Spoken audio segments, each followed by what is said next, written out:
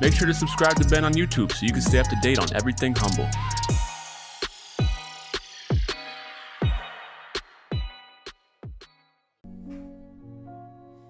Welcome back, everyone. Good to have you here. Back with your boy Ben Humble on the Data and the Drama Show. So I'm going to tell you a quick story before we get started here today. So in 1989, there was a man. This man was 27 years old. This man had 5 children. Now, he lived in a place where he didn't have freedom. He didn't have freedom of speech or religion, freedom of choice. He couldn't do what he wanted to do. He couldn't work. He couldn't go to school. And he couldn't live in a society because he had different belief systems than everyone else. You see, that man believed that there was more to life than what everyone else around him told him that was available. So 5 children, this man decides one day, he says, I'm going to leave. I'm going to leave this country and go to another one. And he decides to take his kids and he decides to start running. You see, but he only had 2 sets of hands, the man and his wife. And he had 5 children, so he had to go to a neighbor the one night and said, hey, I need you to watch over these 2 kids. I'll be back. But I need to leave right now. Because I have an opportunity. I need to take it. So he did. And this family, they ran. They hid in ditches. They illegally fled the country. In the middle of all this oppression, wartime, scarcity, fear, and doubt, this man left a nation behind to pursue something bigger, something in faith. He arrived in a refugee camp 6 months later, or he was in a refugee camp 6 months later, and powerfully, his wife was pregnant. She goes to the hospital to give birth to their daughter, and when she came home, this man greeted her with a gift, and the gift was the 2 children that they had to leave behind. You see, in the morning, they had 3 children, and by the evening, they had 6. And this was the biggest blessing for them, was that day when they were reunited with their family. Now, in keeping in the faith, they kept pushing, and eventually they were able to get sponsored and come to North America, where they started a new life in North America, where they had 3 more children. They got 2 and 3 jobs just to put food on the table every day.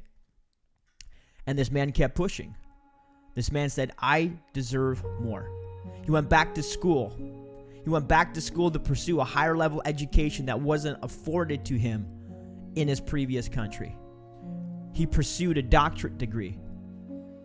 And throughout every piece of his life, when people told him no, and people told him that it wasn't possible, you see, he kept going. In spite of the fear, in spite of the circumstance, he kept going. He kept pressing on. And there's so many people in his life that kept telling him, you can't do this, you shouldn't do this, you're not good enough to do this. Why you? Why do you deserve better than us?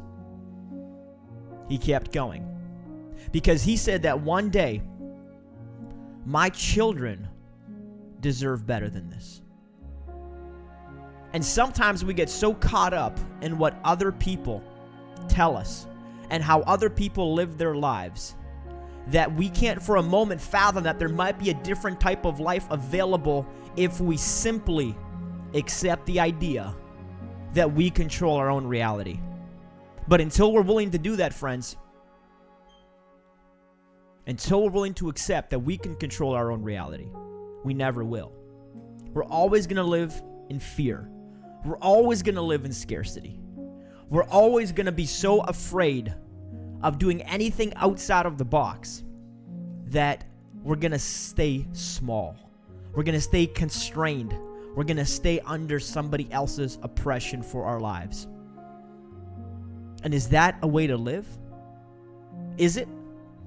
You see, on the Data and the Drama Show, I bring you confidence every day. And we share powerful stories of people who decided to fight through the oppression, the people who decided to fight through the scarcity, the people who took the challenges and took the things in their life that weren't good and weren't valued. They're able to take that adversity and repurpose it for something greater, repurpose it for something bigger than just what was available at the beginning.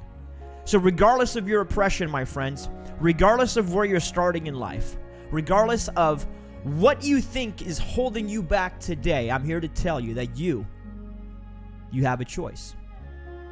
You have a choice to dream bigger. You have a choice to think bigger. And you have a choice to ultimately create your own reality. That man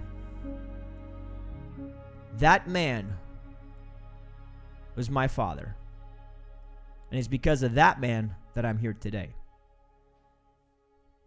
You see, my whole life I grew up with that man. Somebody who just refused to accept.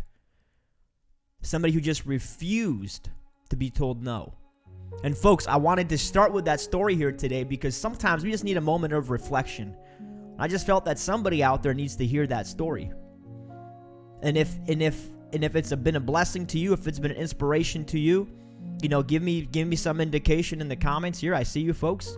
Jan and Tracy and Marla and Jamie and Anoop. Good to see you folks. Good to have you here. So as we kind of develop today's conversation, we're talking about several things, but why do people fail? Why do they fail? What holds people back? What is the meaning of this? And we're going to dive into it today. But I wanted to take a simple moment to reflect. Reflect on the idea that regardless of your circumstance, regardless of whatever's going on in your life, you're loved, you're worthy, and you're bigger than your circumstance. Nobody's ever going to be able to take away your life, your fulfillment.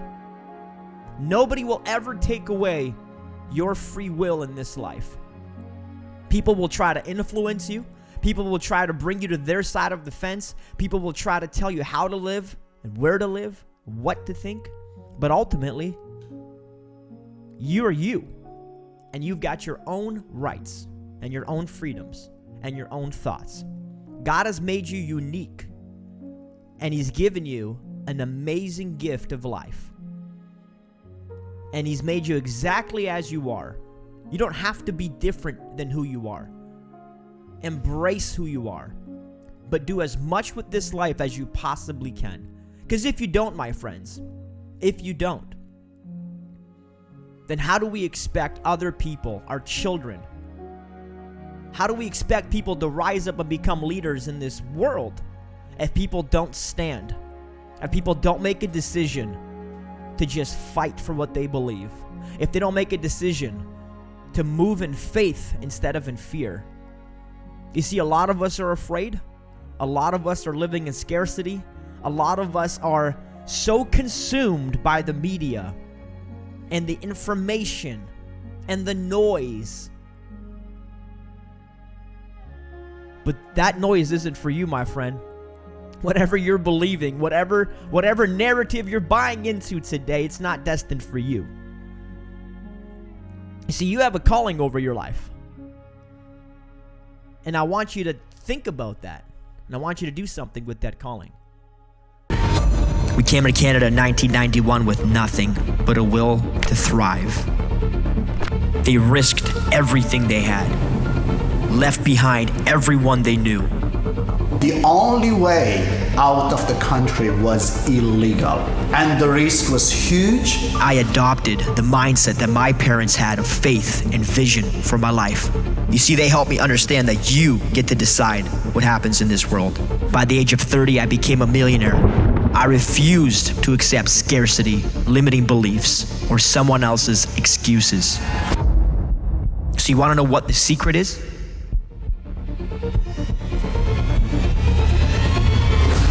People ask me all the time, what's the secret? You want to know what it's going to take for you to succeed? Here's the truth.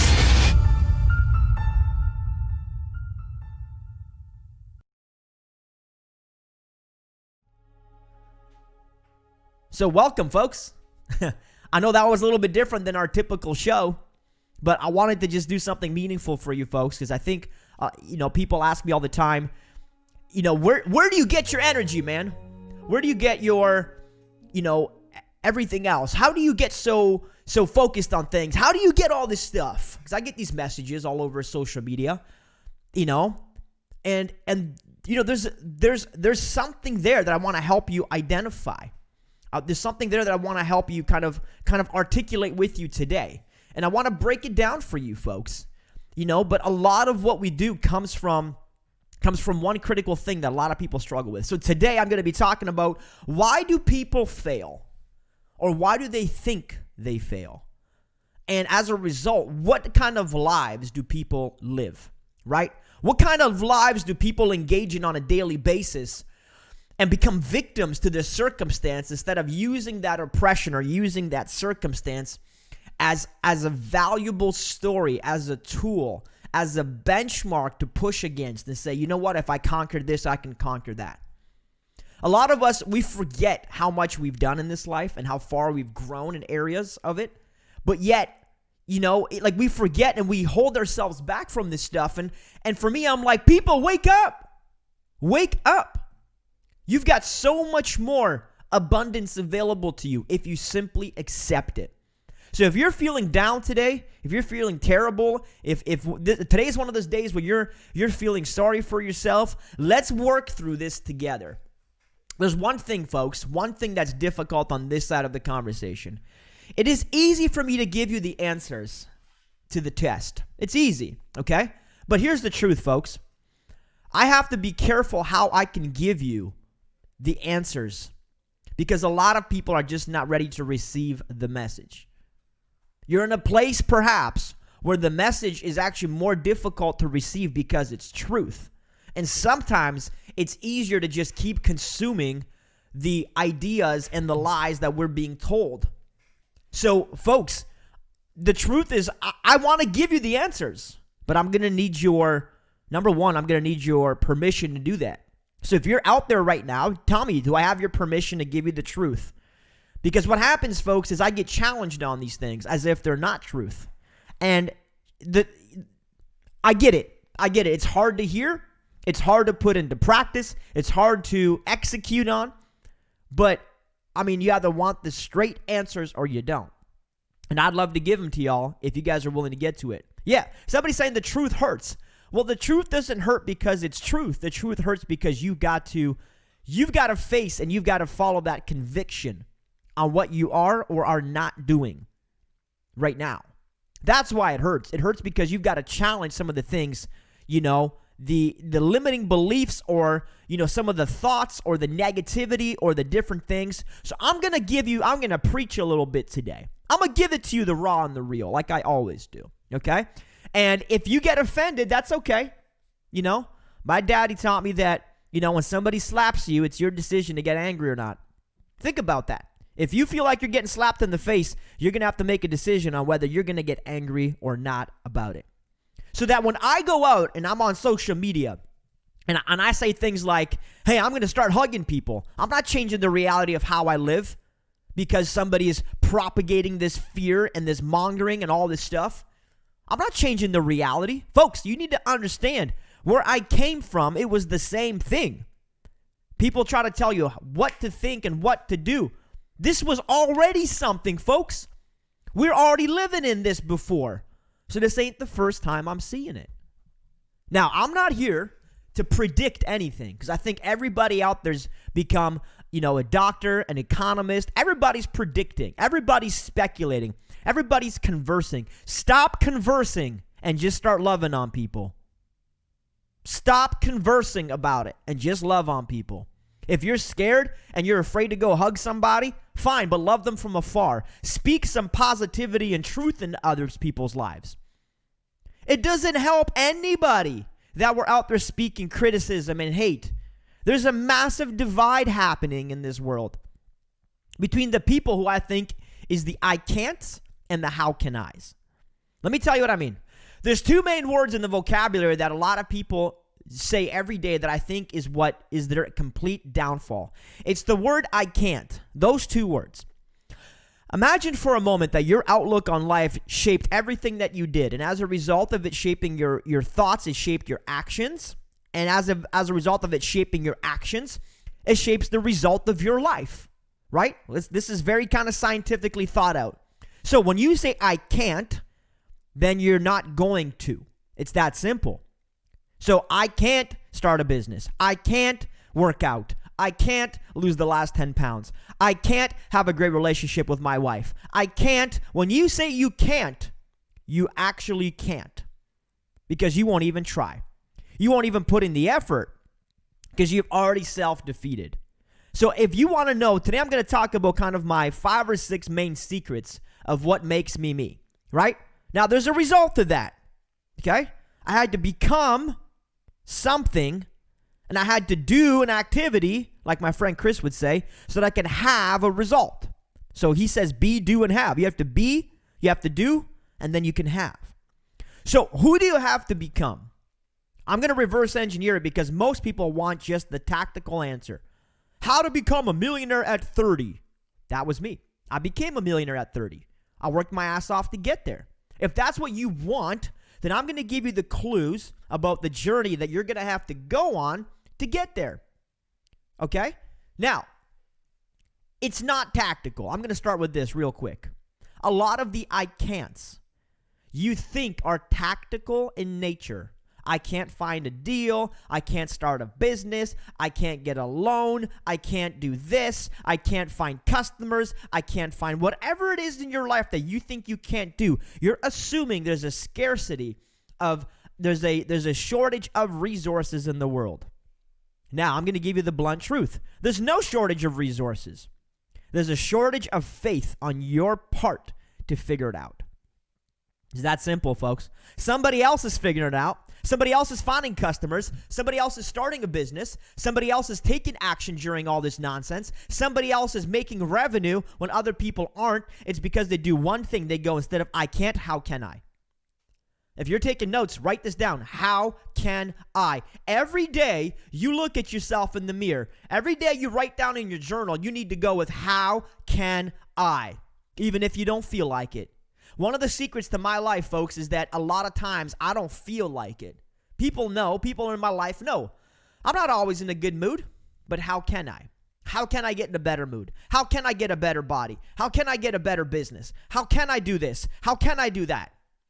You see, I came from a place where you had to become resourceful. And when you're willing to become resourceful, the only thing that matters is how can I? Folks, I love you, but so many of you are not resourceful people. You're just not. If I put you in the woods, you would starve to death. Okay? We have to. Whatever you need to do, increase your financial IQ, increase your physical condition, increase whatever you need to increase. But we have to become resourceful people. We have to start connecting the dots. We need more street smarts. I don't have the highest book IQ. In fact, it's actually not high at all. I would say I failed in that department in the financial or the book IQ, right? The IQ intelligence, whatever. Okay? But instead of IQ, how about I can? How about we replace the IQ with I can? I can do it. I heard this the other day. It was so beautiful. I actually heard this in a book. I can. Nobody cares about your IQ. We all think that it matters. We all think that if we go to school and get a job and follow the rules and follow the plan, we're all going to make enough money, buy our house, buy the car, have the perfect family, all this stuff, and you just assume that if you follow the script, it's going to happen for you. And then when something comes across you, all of a sudden you say, I can't. But think about this for a moment. When you're a little kid, how creative were you? Didn't you come up with all kinds of stuff? Cool little projects, fantasies. You dreamt about all the amazing things in life that you wanted to do. You wanted to be a musician or a singer or a doctor or a nurse or take care of people or travel the world. Nobody when they were a little child said, I want to be in my mid-40s broke, complaining about life, where everybody, complains all day, every day, and I've got negative friends, and I get hammered every Friday because I don't like the life I have. Nobody dreamed that life when they were 5 years old. So why? Why do we have it, folks? Why do we have it? So here's where I want to give you some perspective. You don't have to know anything. You don't have to be great at anything. You don't have to be overly gifted. In fact, being talented is not helping you. I was talented. See, back in my early days, I wanted to be a musician, play music my whole life, right? So I played music, and naturally the talent kind of came to me. I was always kind of gifted with this stuff. In fact, my mother remembers when I used to stand in front of the carpet when I was 3 years old, and I used to sit there and I used to direct my fake choir that was in front of me, and the fringes on the carpet were my rows of choir people. Exactly. How creative is that? So she's like, that's what you used to do. And I just heard this story the other day. And I'm like, I used to literally stand there and direct the choir of the carpet fringe people. So go ahead, make that into a book or a novel. Well, so all throughout, high school and university, I did music for a couple years. And guess what I didn't do in university? I did not practice. I just tried to get by and coast. I didn't have a work ethic. I didn't have like all this stuff. I was just trying to get by, folks. In fact, I was pretty damn lazy. I'll admit it. You know why? Because it's true. Ain't nothing to hide. So I try to get by. And my music teachers told me, hey, man, you have to practice. It was 4 hours a day was the mandatory practicing, okay, at university. And I skirted through it. I came in as probably one of the best, most talented, musicians in my field. And by the end of year 2, I remember when they took me from first chair and second chair, and I got bumped all the way to fourth chair. Now, if you get bumped to fourth chair behind the person that can't play a note, and now you're sitting in fourth chair, you feel like a fool. My intonation was better. My tone was better. My abilities were greater, but I did not practice. So when it came time to audition for the part, I failed. I flunked out. I tried to just fumble my way through it. So I went on 2 years on sheer talent. And then guess what? I dropped out because I wasn't willing to put in the work. So what I'm here to tell you is this. I realized at that point it has nothing to do with talent. Talent is your greatest enemy. In fact, if you're a talented person, you're probably cutting corners all over in life because it comes easier to you. Give me the kids that are raw and real, that have no talent. The kids that have ADHD. The kids that have dyslexia. I can't even say that word. That are dyslexic. Because those kids will have to try harder. Those kids will have to find a different way. Those kids will have to think outside the box. So a lot of our kids, I just want to let you know, if you've got kids that are super crazy and ADHD and all this stuff, they might just be bored with the stuff you're giving them. They're not broken. They're just uninterested. They just need better stuff to work on. So how can I, guys? How can I? So when I left that college, university, I went into like the business world. And by business world, I don't mean anything glamorous. I mean, I went to clean carpets. That was the business I was in. Janitorial. Anybody can do that business. Anybody can grab a vacuum and vacuum staples out of a carpet. There's nothing glamorous about it. But here's what it taught me to do over the course of a couple years.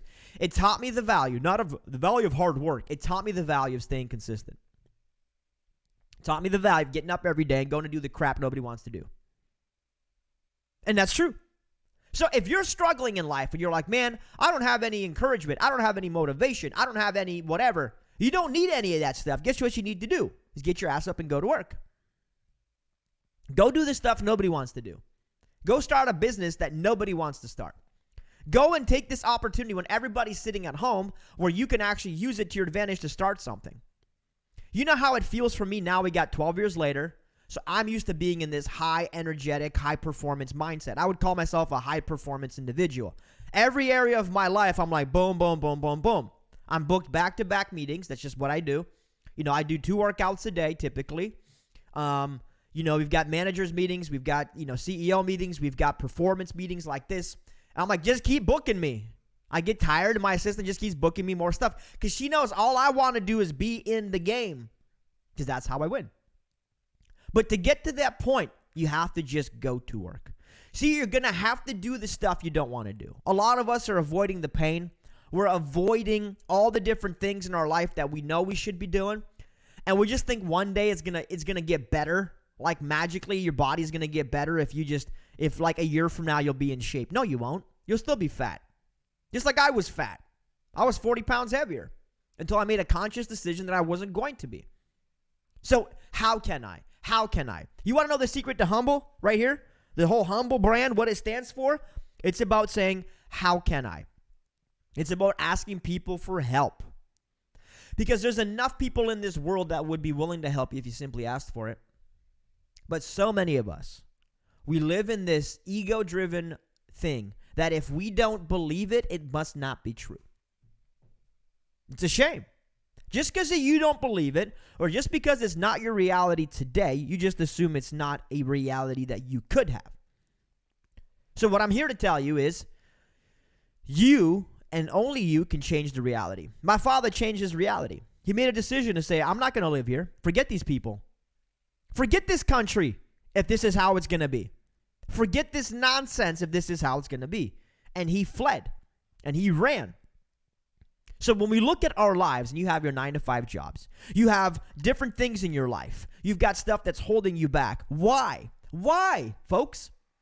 Why? So you can drive to work every day, so that you can buy a $40,000 car that you're never going to be able to enjoy because you're spending all your time at work. So you paid $40,000 for a car that you exchange every 5 years just so you can drive to work, a place you don't like, to impress people you work with that you don't even like.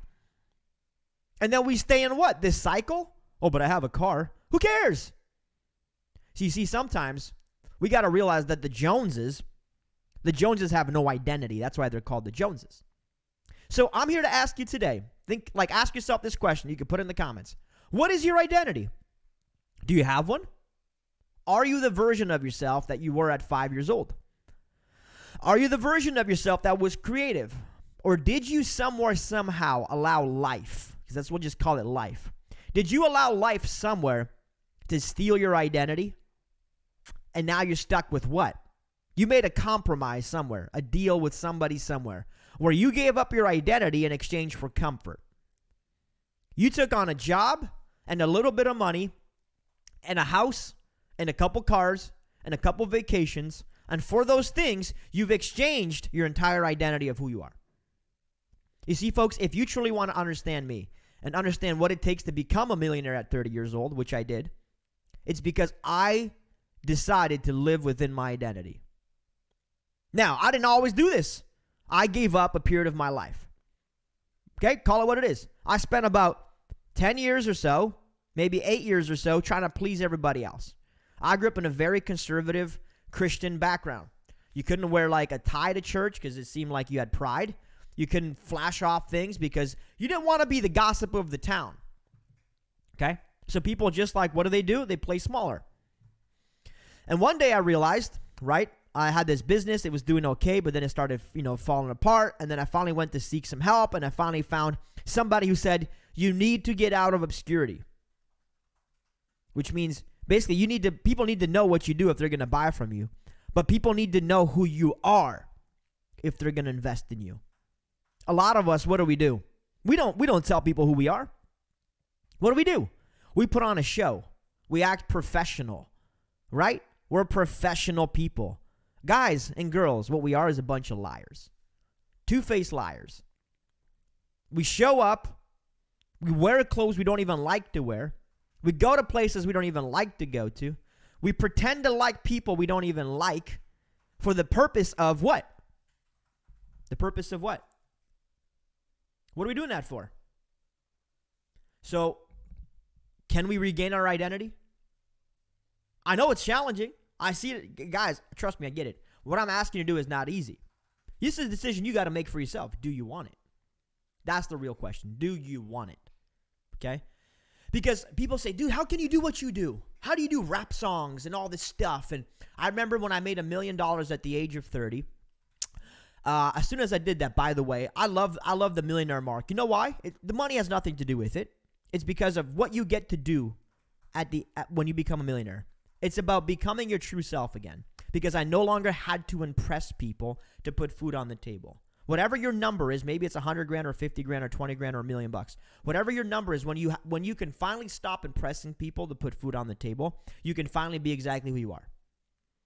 And somebody said to me one time, a buddy of mine, he said, hey man, like dude, aren't you afraid that you're gonna ruin your reputation? After I already made $1 million, because I started doing all this music stuff. Rap songs and fake gold outfits and all this stuff that I had fun with. Aren't you afraid you're going to ruin your reputation? I'm like, what reputation, dude? If my reputation can't take on the fact that I put on a fake gold outfit, obviously fake, and did a funny-ass rap song and had fun for a few minutes, if my reputation can't handle that, it must not have been that good of a reputation. Right? Would you guys agree? Okay? So my point is here, we get so tied into this fake identity that's not ours. So if you want to liberate yourself, as we go through this tactfully, if you want to liberate yourself, we have to get back to your true identity of who you are. You got to get back to it, folks. Is everybody going to agree with you? Hell no. Hell no. But you know what? It doesn't matter. Part of the thing that keeps people broke, and I'll talk financially, is because they care so much about what other people think about them. What if I told you for a moment that if you gave up caring what other people thought about you for 5 years, then they would think you're the greatest thing ever 5 years later down the road? What if that was the sacrifice? How many of you would make it? During those 5 years, I'll tell you what you're going to do. You're going to stop hanging out with them. You're going to stop pleasing people. You're going to go to work on yourself, on your personal development, on your level of awareness. You're going to create a business, create revenue. You're going to take the path that most people are too afraid to take. Naturally, they're going to be afraid. Naturally, they're going to criticize you. And naturally, they're going to look at you and say you're being risky. Why? Because they are too afraid. My friends, we live in this fear-driven society, and everybody is scared of everything all the time. Okay? You know why you're scared? Can I tell you why a lot of people are scared living in Canada and the U.S.? Can I tell you why? Because you're too damn comfortable. You want to be scared? Go back to communist Romania, where there's no hydro after 9 o'clock at night because they shut it down on you, where your babies are freezing in your apartment. Go back to that level of fear. Go back to a real fear where the fear of life and the fear of not having food to eat is greater than your fear of what other people think about you. And then you're forced to do things that other people aren't going to do because you have to survive. You see, the challenge we have here in this country is we have too much. All of us are surviving, folks. All of us are surviving. And you would rather survive than thrive. Where back home, it was survive or die. Pick one. So when you need to survive, when you have to go out and you have no choice, then you have no choice. You see, I got that from my father. I got that mindset. I developed this from my father. So here's what I would tell you. If you want to really thrive in this country, pretend as if you're going to die. You want something to be scared about? How about being scared about not fulfilling your family's legacy? How about being scared of having generational poverty for the next 3 generations because you had a chance to do something about it, but you were too scared to act? So now the next generation's got to do it. How about that logic? You see, folks, I don't give a shit. I say that in all my Christian, my Christian consciousness. Because people look at me like, dude, you're a complete hypocrite. How dare you swear and be a Christian at the same time? Folks, I'm not here to impress you. I'm not. I'm not here to fit within your box. I'm not here to fit within some version of myself that you think I should be. And if I offend you, I'm sorry, but that's on you, not on me. Because I'm not going to let you offend me. You see, I'm so busy doing the things I need to do to fulfill the purpose that God has for my life. I'm not going to sit here and I'm not going to criticize your purpose and allow you to criticize mine. But I also recognize this. Something my church said one time that I love. We will do everything short of sinning to bring people to Christ. Love that statement. Everything short of sinning. Do I want to sin? No. Do I want to help other people sin? No. But do I want to be real and true? And do I want to pursue things aggressively? Yes. Yes, I do. And sometimes I got to drop a curse word to get somebody's attention. That might not sit well with you. Sometimes I tell people to start hugging it out and stop being afraid of what they don't even understand. That might not sit well with you. Okay? But I'll tell you what, though. I'm not going to live in fear. And I would suggest that you stop living in fear. Because honestly, folks, you don't even know what you're afraid of. I'm afraid I'll get COVID. Okay? Let's talk about it. Let's talk about the agenda. First of all, nobody has the data. Nobody can tell me exactly what's going on. Nobody. Everybody will guesstimate, estimate. First it's 1 million, then it's 30,000, then 300,000. Y'all sounding like a rap song. Fun around 500,000, fun around 500,000, 300,000. Nobody knows. Nobody knows. So, the people that are susceptible, the people that are at high risk, the people that are compromised immune, let's be smart, folks. Be smart. Stay home. Do what you need to do. I get it. The rest of the world, though, that's living in undue fear for no reason, we need to get back to life. See, I'm not going to accept the reality where we stop hugging each other. If you want to wear a thing on your face for the rest of your life and live in that fear and toxicity, that's on you. Go ahead. I'm not doing that. I'm not. I'm telling you, I'm not. Because you think that that's the worst thing ever, that you get the thing. In fact, somebody I know tested positive. And guess what? They're fine. They're fine. They went through 2 weeks. They went through quarantine. And they're fine. And I know it's not for everybody, but they're fine.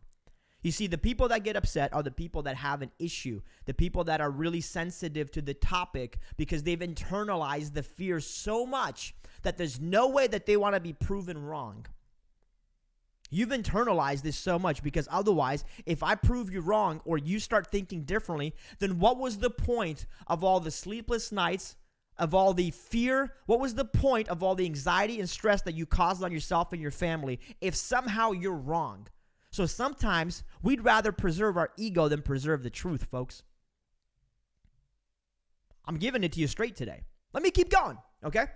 So why do people fail? And I'm trying to say this in the most loving way possible. I'm not here to lecture you guys. So if you're getting a lecturing tone, you might be hearing it that way. So like when people say to me, man, how do you keep going right now? Guys, our company is doing more business than it was prior to COVID. You know why? Because here's what happens. You know those lazy Sundays? You guys know lazy Sundays, right? Okay, I love lazy Sundays. You know why? Because my ass ain't lazy. Everybody else is sitting at home watching Tiger Man Prince. And guess what I'm typically doing on Sundays? I can't sit still. I got to go and do stuff. So usually Sundays are very productive days. Well, guess what? The last 2 months have been a string of Sundays for me. You know what that means? That means that I've done this, foot on the gas. Everybody else is taking it off. So guess what happens to all the deal opportunities for real estate, for business? Because so many people are pulling away. You can keep going harder. In fact, we are. So we're doing more revenue than we were prior. So you have to be able to see, how can I? How can I? Where's the good in all this? You see, the negative is everywhere. Anybody can see the negative. But so many people are enamored with the problem instead of focusing on the solutions. So here's a skill set you can develop. This is a muscle. You have to work this now. But if you can develop this muscle, now again, all the stuff I'm talking about, you're not developing overnight because I couldn't. And if you know a better or faster way to do this, let me know. But it took me 12 years. So you could probably do it faster if you know that it's true, but it took me 12 years to develop this. So when everybody else is living in fear and everybody else is giving me problems all day, I decided years ago to try to become a solutions-oriented person. Give me the solution. If you're going to give me a problem, give me a solution to it. Don't tell me what the negative is. Show me what the solution or the positive is. Because when you get in that mindset, oh my God, everybody's shutting down business. Cool. What can I do? How can I do this? What can I do? Where's the solution for me and my family and in my community and the people in my circle? What can I do for me? Because I know one fundamental fact. If I don't take care of me and I don't overflow my own cup, I cannot overflow your cup, my friends. I cannot afford to do this show if I was broke. I couldn't afford to be here 5 days a week, bringing on very high-level individuals, millionaires, multi-millionaires, people that have sold companies for $200+ million, people who are thought leaders in this world, people who are influential. They're not trying to hang out with broke people, folks. They're not trying to hang out with broke people. They're trying to hang out with people of substance and people who are pushing to go somewhere, okay? So, folks, yeah, oxygen mask, that's right. Put on your own first, my friends. But your oxygen mask is a couple things. Your own thoughts are your own oxygen mask. Live in abundance up here if you want to live in abundance out here. Okay? So we have to start looking at this stuff. Now, how do we do this? Let's get into it. Ready? And by the way, if you guys are interested in real estate investing and you are in Canada, I wrote a book here called Real Estate Secrets Exposed. Learn how to actually make money virtually, which is cool, from the comfort of your home. Yes, it is possible if you understand the value and how to do wholesaling. And if you don't know anything about wholesaling, you need to grab this book. It's absolutely free. There's no page numbers. There's nothing else in there. It's just ready to go, though. Humble.ceo to grab your free copy. Hey, guys, if you're struggling with mindset, there's one thing you need to do. Start looking at the things you got, not at the things you don't. How do you practice your gratitude every day? Do you practice your gratitude? Are you thankful for what you have? Or are you always complaining about the things you don't? You see, I recognize this thing that if you show me a person's attitude, their attitude, I know exactly what their thought process is because of their attitude. You see, it's reverse engineered all the way back up to the thoughts. Okay? The attitude. So, if you want a better attitude, then practice a little bit of gratitude. Be thankful. Be thankful for what you got. You woke up today, right? Guess what? If you woke up today, you're already infinitely blessed because somebody else didn't. So instead of bitching about it, say, thank God I'm awake today. Thank God, right? Is that so hard to be grateful for the little that we have? Because as bad as we have it, as bad as we think we have it in this entire world, we live in Canada. We live in the greatest country in the world. And if we can't be thankful, then what do you expect of other countries who actually have a lot more adversity, problems, issues? So I want you to take a moment and just say thank you for what you got. Thank you that I'm here today. Because if you start doing these things every day and you focus on attitude, folks, I don't feel like being positive all the time. My team knows. I walk in, I'm grumpy sometimes, but I make an effort to have a positive attitude because when you have an attitude, when you practice gratitude and develop a positive attitude, and then you have a how can I do attitude, and you stay humble and you don't assume you know it all and you ask for help, guess what you're becoming? You're becoming a highly effective weapon. That's right. A highly effective weapon against negativity, against bad business, against all these other things, against negative people. You're going to become a highly effective and evolved version of yourself. I don't want you to change who you are. I want you to evolve. I want you to get better every day. In fact, 1% better every day. There's a theory out there that if you could improve your mindset and your confidence and your gratitude just 1% a day, in 100 days, you're 100% stronger. Think about it. In a year, you've 3x'd your effectiveness. But a lot of people, we don't practice this every day, do we? Because we want these massive leaps. We have this instant gratification thing in our heads where it's like, if I can't have a quantum leap from here to here, then I'm not going to put in the work. But folks, you know what the secret with all this stuff I'm talking about is it's a 1% effort every day. 1% better. Your mind, your body, your spirit, your business, and your relationships. 5 things. Somebody can throw that in the comments if you want. Mind, body, spirit, relationships, and money. Okay? I need to get my money right, guys. So if you're like, dude, how do I start getting happiness in my life? 1, 2, 3, 4, 5. Which one are you hitting first? Do 1% better in those 5 areas of your life. I guarantee, money back guarantee, that in a year, you're going to be extremely more effective than you are today. It's the slight edge effect. That's right. So there's no secret, guys. There's no secret. There's no magic. There's no pill. There's no whatever. There's just the 1% better. How can I? Okay?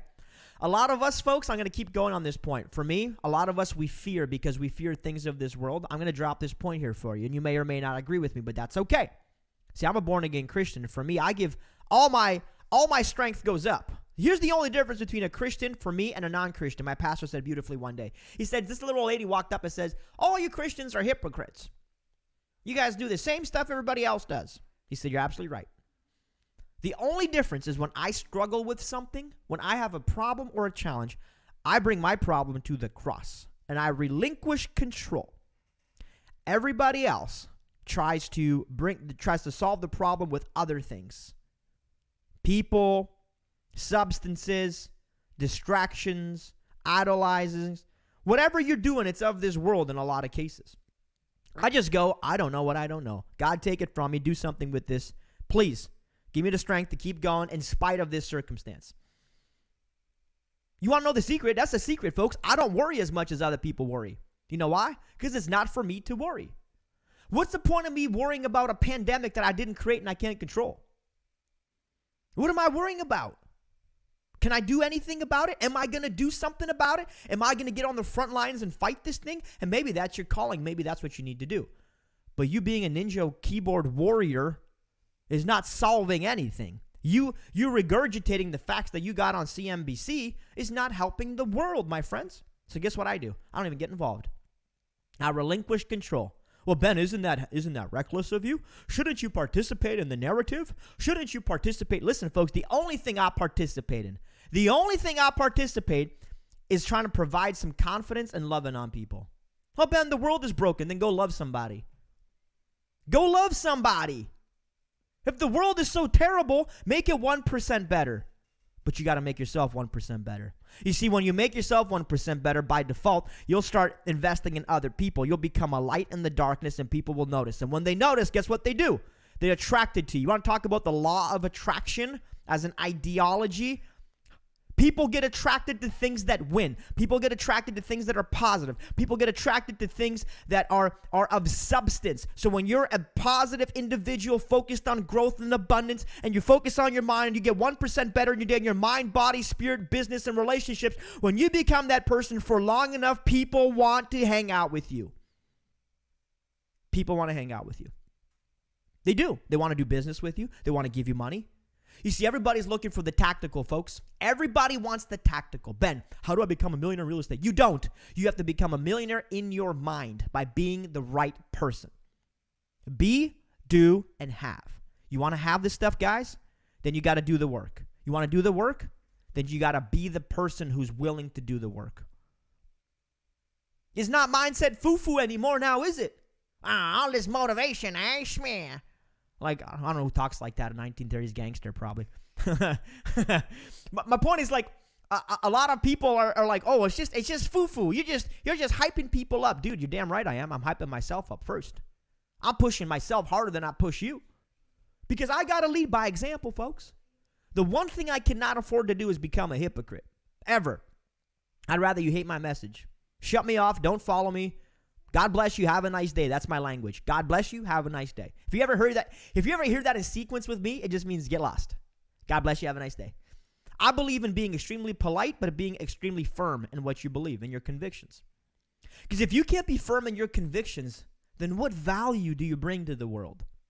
When your convictions sway with the tide, and unsubstantiated information from other people, and now you're here, and now you're here, and now you're here. What kind of life is that? You know, like my brother Chris says, are you the cause or the effect? Are you the cause or the effect? See, I want to be the cause. I'm not trying to be the effect. I'm not trying to follow. So a lot of this stuff is hard. I'll tell you why. Because when you truly push for 1% better every day, my friends, there's one thing that you have to develop, and this is where it becomes difficult, is a level of empathy towards other people who don't. See, I've got a lot of empathy. I feel for people. I love on people. I get hurt when other people lose. So I get hurt when other people lose. It's rough for me to watch people suffer and struggle because I don't think they have to. So as empathetically as you can, you've got to deliver the message that works. Some people, they'll just go right to the point. Hey, you're wrong. I don't like to make people wrong. I don't believe it's my job to make you wrong. I don't believe it's my job to tell you that you're screwing up. I believe it's my job to just share the message that has worked for me, and hopefully somewhere in there, you'll find the conviction, find the truth, apply it to your life, and do something with it. But I'm not here to tell you you're wrong, because I don't agree on you're wrong and I'm right. I think it's all relative. Hey, listen, you might have a great life, a great family, make $20,000 a year, and you're perfectly content. There's nothing wrong with that, folks. I'm not here to tell you that there is. I'm not here to tell you that you're broken. I'm just hoping that on some level of your life, mind, body, spirit, money, relationship, that this message might touch you on one of those. And it might not be money, folks. See, money's not everything. Money means more to you than it does to me. Truth. Okay? I do this because I love it. I do this because I love the dialogue. I love mentoring and investing in people. I love in impacting people. I believe that the son of one immigrant can affect the nation because they have. Other people have done this. So think about that for a moment, folks. Think about that for a moment. So as I kind of, wrap up the next few points here, I want you to think about that. Are you happy with what you have? And if you're not, why? And if the default answer is to blame somebody, something, the government, whoever, it's not them, my friend.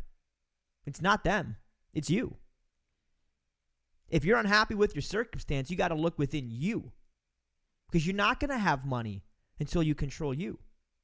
You're not going to have the things you aspire to have until you become the person who can manage those. Because if you can't manage the little that you have and you don't have that ability to do that, friend, because you haven't gone through the personal development and the discipline to do that, you're not going to be able to manage a lot. You see, I take responsibility for everything, guys. I have no problem blaming myself. Zero. You know why? Because my ego doesn't matter that much. I had to choose a long time ago. I made a conscious decision. And some people can just turn this on and off. I had this conviction one day. It's your ego or everything else. Great relationships, great people in your life, a lot of money, a lot of aspirational things, a lot of possessions. It's either all those things, stronger faith, or it's ego. Pick one. Because a lot of people, they don't realize it, but the ego is the killer. The ego is the death. So I would rather take the blame. Listen, hit my ego, man. I'm here working anyways. Okay? I'm here pushing. I'm here to make mistakes. I'm here to get back up. I'm here to keep asking for help. I'm here to keep staying humble. I'm here to keep doing a bunch of stuff that probably pisses people off.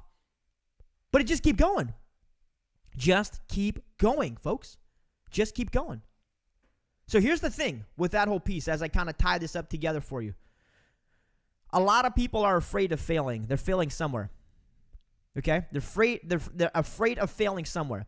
They don't want people to judge them because they see it as a failure. They don't want to make a business decision or buy something because they're afraid of failing and losing money. They're afraid of failing in their happiness by becoming somebody different than who they are. They're afraid of being alone and reading and studying and working on your body because you're afraid you're going to alienate the friends that you have up until now. I'm not here to tell you that your friends are broken. Okay? I'm not here to tell you get away from everybody and just be a loner living by yourself. What I'm here to tell you, though, is take responsibility for yourself.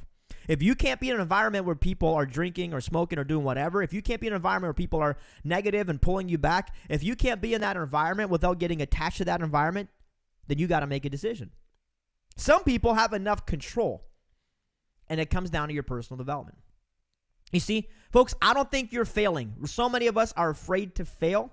You're never failing. You're always learning. You think Thomas Edison was like, man, I failed again. No, he's like, I just learned again what doesn't work, and again what doesn't work, and again what doesn't work. We're so afraid of this. We're afraid of learning, friends. Learn with money. Learn with stuff. Make mistakes. Because if you don't, and if you're not willing to make those kind of mistakes, then the ego is stronger than your purpose.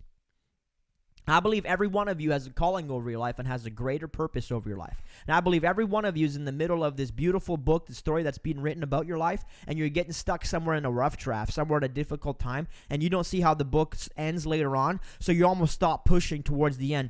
But every good story and every good book has to have some pain and some suffering. Every good story has to go through a period or a season of destruction. Every good book has to go through some dissonance before there can be some resolution. And we're so afraid of the season that we're in because we're always pushing for the next season. But yet the season that you're in is exactly where you need to be today. You have to go through some tough times. You have to condition your mind. You have to start breaking down some of your limiting beliefs. Because sometimes it's the only way you pay attention is when the fear and the pain is great enough. Until the pain is great enough, you're not likely to do anything about it. So if you're struggling financially, my friend, I get it. But now that's why you're paying attention and that's why you're here. You're looking for an answer. You see, because until I had enough pain in my life, folks, I didn't go looking for answers. I was comfortable. I was comfortable with what I had. So I didn't put my foot on the gas. I pulled off. So listen, friend, you get to decide what you want in this life. But all these things we talked about, how can I? Always asking for help. You know, choosing faith over fear. Not being afraid, just focusing on feelings all day, every day instead of your purpose and the work that you need to do. So many of us, we live in this reality, we just don't know what we don't know. But we try to tell everybody else what we do know. But friend, there's enough that you just don't know. About money, life, business, personal development, mindset. You don't know it until you know it. So keep pushing every day. Keep pushing. Have empathy towards other people. You're not failing, friend. You're learning every day. And if you're afraid to get uncomfortable, so am I. And so is everybody else in your life. We're all afraid to go down the journey. We're all afraid to step into cold water. But that doesn't mean you shouldn't. It doesn't mean you shouldn't do it anyways. So, as I tie it up, there's one thing that I want to help you understand. Is that you don't have to earn any of this stuff. Because you are already inherently valuable. God made you exactly as you are. But He made you to accomplish amazing things with a unique calling on your life. So keep pushing every day. You're inherently worthy. You don't have to prove anything to anybody. But that doesn't mean you shouldn't push yourself every day to accomplish the most amazing things that you can for your life. And then to serve and impact other people. Because you can. You can do amazing things in this life. The things that you dreamed about as a little child. The things that you created as a little child. Those things can come back and you can fulfill those things. But we have to remove all the other senseless stuff that holds us back. Because when I talk to people, we have a mentorship company. When I talk to people, and so much of it holds them back has nothing to do with the tactical work. And I'll wrap up with this. Everybody wants the tactical answer. How do you do this? How do you do that? How do you do this? How do you do that? How do you do this? None of it matters, folks. Because you're not the right person yet. You haven't developed enough yet where you're going to do the work. It's that simple. You haven't developed yourself. You don't have the discipline. You haven't developed the habits.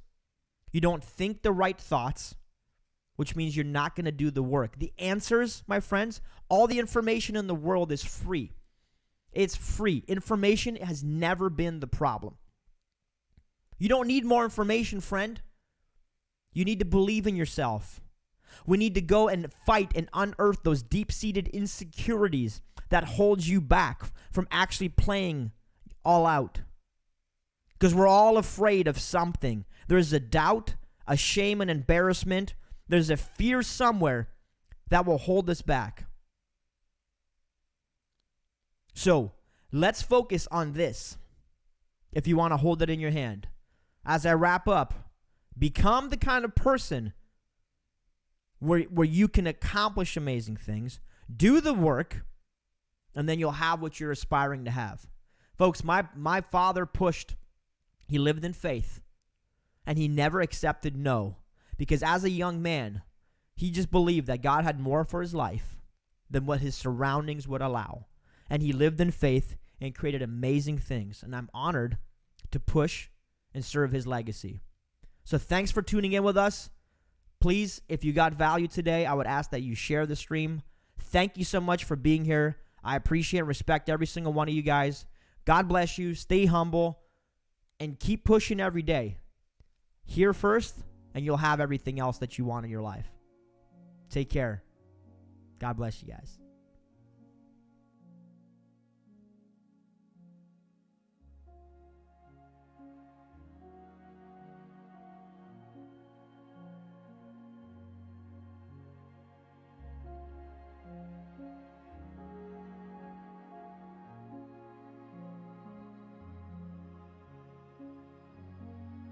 Make sure to subscribe to Ben on YouTube so you can stay up to date on everything Humble, featuring daily episodes of the Humble Podcast and weekly video content providing motivation, real estate strategies, and personal development for everyday life. Also, follow Ben on Facebook and Instagram for daily interactions. Check out humble.ceo and download a chapter of Ben's new book, From Communism to Capitalism, absolutely free.